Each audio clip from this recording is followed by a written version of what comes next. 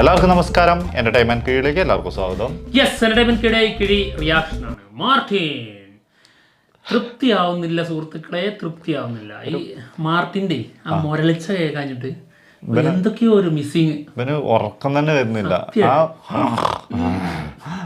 ഇതിങ്ങനെ കേട്ടോണ്ടിരുന്നാലേ ഇവന് ഉറക്കം വരുള്ളൂ എന്ന് പറഞ്ഞത്. അതെ, അപ്പോൾ എന്തായാലും കൊണ്ടുവന്നിട്ടുണ്ട്. അപ്പോഴത്തേക്ക് ഇവന് ഇങ്ങനെ ബുദ്ധിമുട്ടാന്ന് അറിഞ്ഞപ്പോഴത്തേക്ക് ഫിലിമിഷൊക്കെ ചെയ്ത് വെച്ചിട്ടുണ്ട്, സാധനം ചെയ്തിട്ടുണ്ട്, വന്നിട്ടുണ്ട്, കാണിച്ചു കൊടുക്കാം, സമാധാനിക്കട്ടെ. കൊണ്ടുവന്നിട്ടുണ്ട് തീർച്ചയായും.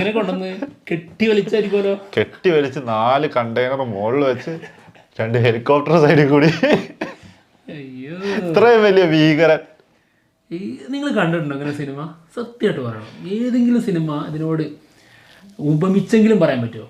ഒന്നുമില്ലെന്ന് എൻ്റെ അഭിപ്രായം. പണ്ട് മറ്റേ ഇതൊക്കെ ഉണ്ട്, ഈ ജുറാസിക് പാർക്കിലൊക്കെ ഈ ഡൈനോസറിനൊക്കെ ഇങ്ങനെ പിടിച്ച് കെട്ടിയിട്ട് മൊത്തം റോപ്പൊക്കെ ഇട്ട് കെട്ടി. ഏത് ജുറാസിക് പാർക്കിൽ തന്നെയാണെന്ന് അറിഞ്ഞൂടാ. ഏതായാലും അങ്ങനെ കുറെ ഐറ്റംസ് ഒക്കെ കണ്ടിട്ടുണ്ട്. ആ അവസ്ഥയാണ്. എന്തായാലും ഫിലിമിഷക്കിന്റെ റോസ്റ്റ് കൂടി ഉണ്ട്. എന്തായാലും ട്രോള്, റോസ്റ്റ് ഇതൊന്നും കണ്ടിട്ട് തൃപ്തി കിട്ടാത്തൊരു സിനിമ അത് മാർട്ടിനാണ്. ഈ ഫിലിമിഷക്കിന്റെ കണ്ടിട്ട് നമുക്ക് തൃപ്തി കിട്ടുമോ നോക്കാം. ഓക്കെ, കാണല്ലോ അല്ലേ? ജീവമണി രക്ഷപ്പെട്ടോന്ന് അത് ഓർക്കുമ്പോളാട്ടെ, ഇത് കാണേണ്ട കാര്യം ഓർക്കുമ്പോളാ. ആളിടുന്ന കുറച്ച് ആറ്റിറ്റ്യൂഡും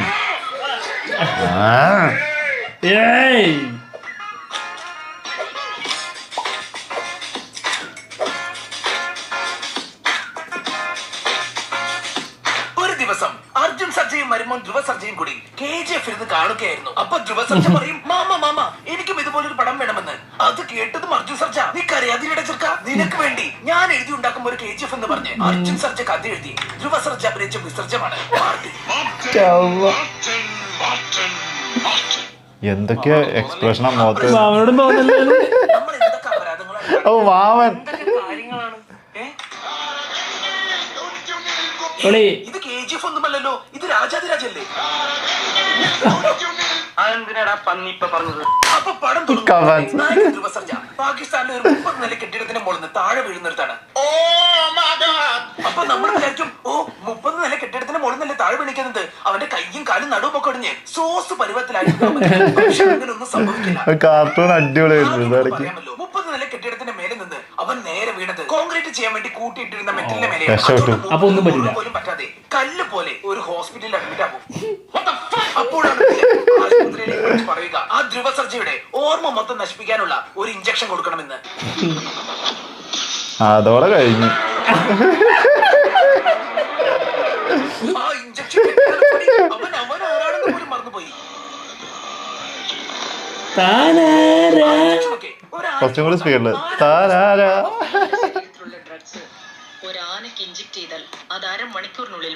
ചേച്ചിക്കൊന്നും ഒരു പണിയില്ല. ഞാൻ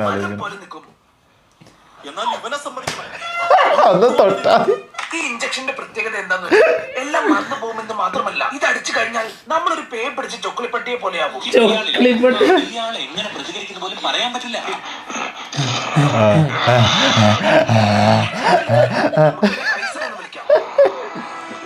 കൈസ, ചൊക്ലി കൈസ.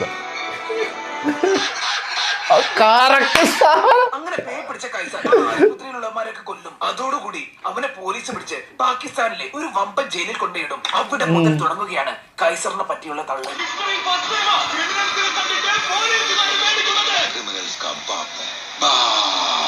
പോലീസുകാരന് തന്നെ പരിപാടി. നമ്മുടെ നാട്ടിൽ വന്ന് കച്ചറ ഉണ്ടാക്കുന്ന അടിച്ച് കടത്തടാവനെന്ന് പറഞ്ഞ് നമ്മുടെ കൈസറിനെ ആ ജയിലിലുള്ള കൊടുക്കും. പക്ഷെ ചൊക്കളിക്കെന്ത് പിറ്റ്ബുൾ അടിച്ച് പത വരുത്തും കൈസർ ചൊക്കളി. എന്റെ പോലെ അടിപൊളി. അടുത്ത് കൊണ്ടുപോയാക്കും. അപ്പൊ ആ ഡോക്ടർ കൈസറിന്റെ ബോഡി മൊത്തം സ്കാൻ ആക്കിയിട്ട് പറയും, ഇവൻ ഇങ്ങനെ പരവേശപ്പെട്ട് തുള്ളി സ്കാൻ ചെയ്യണതിന്റെ ഇടയ്ക്ക് ഉണ്ട കുടുങ്ങി കിടക്കുന്നുണ്ടത്രേ. നിങ്ങളുടെ ബോഡിയിൽ നിന്ന് കിട്ടിയ ബുള്ളറ്റ് ആ ഹോസ്പിറ്റലിൽ തീയിട്ട് അവിടുന്ന് ചാടി ഓടി രക്ഷപ്പെടും കൈസർ. അങ്ങനെ അവിടുന്ന് ചാടി ഓടിപ്പോയ കൈസർ ചുക്ലി ആ ബുള്ളറ്റും കയ്യിൽ പിടിച്ചോണ്ട് ശരിക്കും ഞാൻ ആരാണെന്ന് അന്വേഷിച്ചു കൊണ്ടിരിക്കുകയാവും. അതിനു വേണ്ടി കൈസർ നേരെ ഒരു ബുള്ളറ്റ് ജോൾസിന്റെ അടുത്ത് പോകും. എന്നിട്ട് കൈസർ ബുള്ളറ്റ് മൂപ്പർക്ക് കാണിച്ചു കൊടുക്കും. ഇങ്ങനെ ആള് ഭയങ്കര കഴിവുള്ള ഒരു മനുഷ്യനാണ്. ആൾക്കൊരു ബുള്ളറ്റ് കണ്ടാൽ അത് ഏത് ഗണ്ണിൽ നിന്ന് പോയതാണെന്ന് മാത്രമല്ല അത് ആര് വെടിവെച്ചതാണെന്ന് വരെ പറയാൻ പറ്റും. ഏതോ ഗ്യാങ്സ്റ്റർ ഷൂട്ട് ചെയ്തതാണ്. അത്രേ ഉള്ളൂ. ഒരു ഗാങ്സ്റ്റർക്ക് വന്ന് വെടിവെക്കാൻ മാത്രം താൻ ആരാണെന്ന് ആലോചിച്ച് വണ്ടടിച്ച് നടക്കുകയാവും.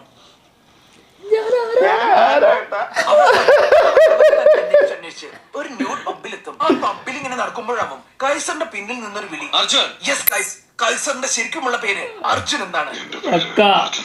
അപ്പൊ ഈ അർജുൻ ആരാണെന്ന് ചോദിച്ചാൽ രാജ്യസ്നേഹിയായ ഒരു കസ്റ്റംസ് ഓഫീസർ. ഇവന്റെ രാജ്യസ്നേഹം എന്നൊക്കെ പറഞ്ഞാൽ വേറെ ലെവലാണ്. നമ്മുടെ നാട്ടിലെ ചില സിഗ്മ രാജ്യസ്നേഹികളെ പോലെ വാലന്റൈൻസ് ഡേ അന്ന് പുൽവാമ അറ്റാക്കിന്റെ സ്റ്റോറി ഇട്ട് പട്ടിഷുവർക്കുന്ന പോലെയല്ല അർജുൻ.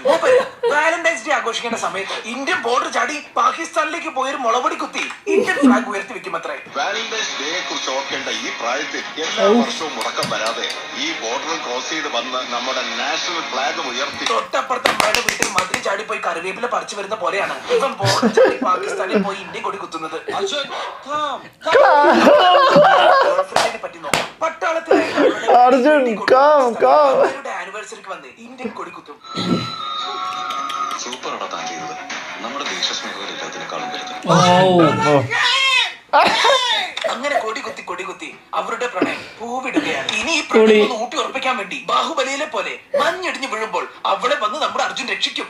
സോ ഗൈസ്, താൻ അർജുനാണെന്ന് മനസ്സിലാക്കിയ കൈസർ നേരെ ഇന്ത്യയിലേക്ക് തിരിക്കും. എന്നിട്ട് അർജുന്റെ കൂടുതൽ ഡീറ്റെയിൽസ് അറിയാൻ വേണ്ടി അവന്റെ ഫ്രണ്ട്സിനെയൊക്കെ കാണാൻ പോകും. അപ്പൊ അർജുന്റെ ഫ്രണ്ട്സിനെയൊക്കെ ഒറ്റ കണ്ണിൽ വെടിവെച്ചിട്ടാരോ കൊന്ന് തള്ളിക്കൊണ്ടിരിക്കുകയാണ്. അങ്ങനെ കുറെ കഷ്ടപ്പെട്ട് നമ്മുടെ കൈസർ ഇതെന്താണ് സംഭവം എന്ന് അന്വേഷിച്ച് കണ്ടുപിടിച്ചപ്പോഴാണ് കൈസറിന് അത് മനസ്സിലാവുക. തന്റെ സുഹൃത്തുക്കളെയൊക്കെ കൊല്ലുന്നത് മാർട്ടിൻ എന്ന് പറയുന്ന ഒരു അധോലോക നായകനാണെന്ന സത്യം.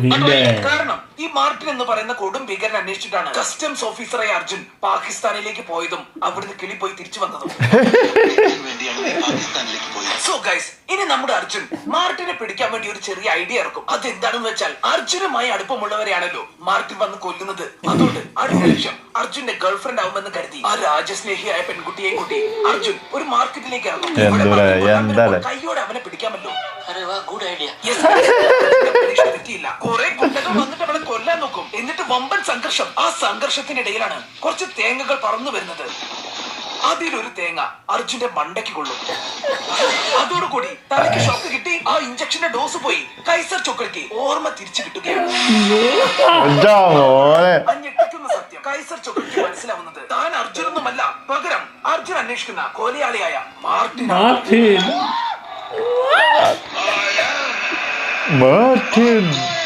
നീ എവിടെയെങ്കിലും ഉറച്ചു നിൽക്കണം. ഇവർ ഡബിൾ റോളാണ്. ശരിക്കുമുള്ള അർജുൻ ഇപ്പോൾ എവിടെയോ ചികിത്സയിൽ കഴിയുകയാണ്. ഇനി മാർട്ടിനെ പറ്റി കൂടുതൽ പറയുകയാണെങ്കിൽ ഒരു പട്ടിയുടെ ബിസ്ക്കറ്റ് കടിച്ചു മരിച്ചു പോയവരെ കൊണ്ട് കൊണയടിപ്പിക്കുക. വെടിയുണ്ടെയും ബോംബും ബോംബൊക്കെ കണ്ടാൽ അതിന്റെ മേലെ രണ്ടാളെ വെച്ച് അവരുടെ മേലെ കയറി നിൽക്കും. അജാതി പവറാണ്.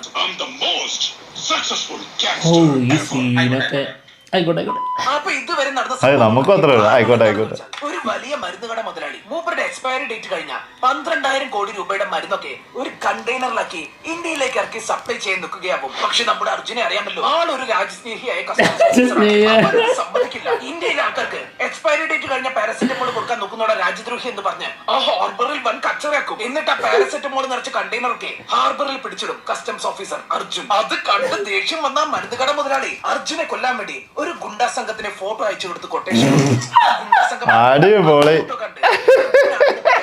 മാർട്ടിനെ തട്ടാൻ പോകും.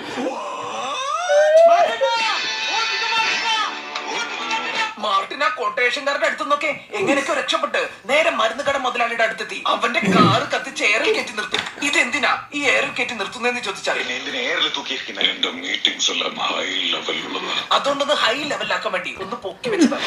അധികമൊന്നുമില്ല, 2-3 പിരി എവിടെ കറക്റ്റ്. ആ മരുന്ന് കട മുതലാളി എയറിൽ നിർത്തി ചോദിക്കും, എന്തിനാടാ നായിന്റെ മോനെ ചുമ്മാ വഴിക്കൂടെ പോയി എന്നെ നീ കൊല്ലാൻ നോക്കിയതെന്ന്. അപ്പൊ മരുന്ന് കട മുതലാളി പറയും, അയ്യോ അതെനിക്ക് ആള് മാറിപ്പോയതാണ്. എടാ നിന്നെ പോലൊരുത്തന കസ്റ്റംസിലുണ്ടടാ, അവൻ എന്റെ 12,000 കോടിയുടെ മരുന്ന് പിടിച്ചു വെച്ചിരിക്കുകയാണ്. എന്നിട്ട് ആ അർജുനെ വീഡിയോ കോൾ ആക്കി മാർട്ടിന് കാണിച്ചു കൊടുക്കും. ഇപ്പൊ കാര്യങ്ങൾ ഏകദേശം പിടികിട്ടി. അതോടുകൂടി ഇതൊക്കെ മനസ്സിലായ മാർട്ടിൻ ആ മരുന്ന് കട മുതലാളിയുമായി ഒരു ഭയങ്കരം. വെക്കും. അതെന്താന്ന് എന്റെ വെച്ചാൽ കിളി ഇടയ്ക്കിടയ്ക്ക് പോകുന്നുണ്ട് കേട്ടോ, സത്യം കിട്ടും. എനിക്ക് 7,000 കോടി രൂപ തന്നാൽ മതി. മരുന്ന് കട മുതലാളിയാണെങ്കിൽ ഓക്കെ എന്നും പറയും.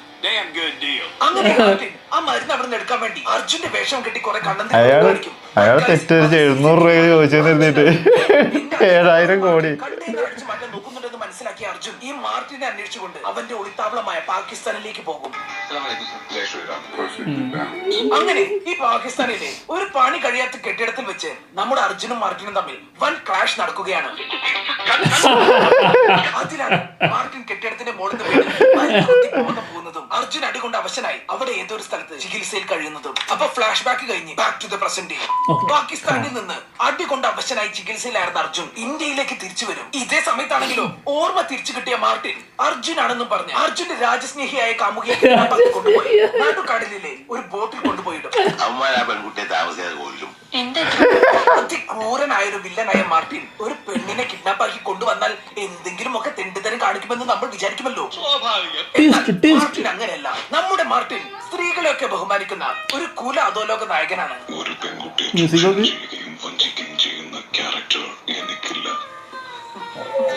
മാത്രമല്ല അവളെ ബാറ്റച്ച് ചെയ്ത മാർട്ടിന്റെ ഒരു ടീം മെമ്പറെ വെടിവെച്ച് കൊന്ന് പെണ്ണുങ്ങളെ മാനിക്കാൻ പഠിക്കണം എന്ന് പറഞ്ഞ് സ്ലോഗൻ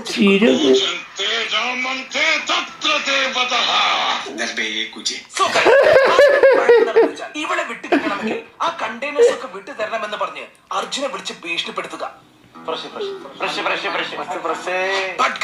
ഭീഷണിപ്പെടുത്തിയതും അർജുൻ പറയും, എടാ മാർട്ടി, ഞങ്ങൾ രാജ്യസ്നേഹികളായ കപ്പിൾസാടാ, രാജ്യദ്രോഹം ഞങ്ങൾ ചെയ്യില്ല. നീ വേണേൽ അവളെ കൊന്നു, രാജ്യത്തിന് വേണ്ടി അവൾ മരിക്കാനും തയ്യാറാവും അത്രേ.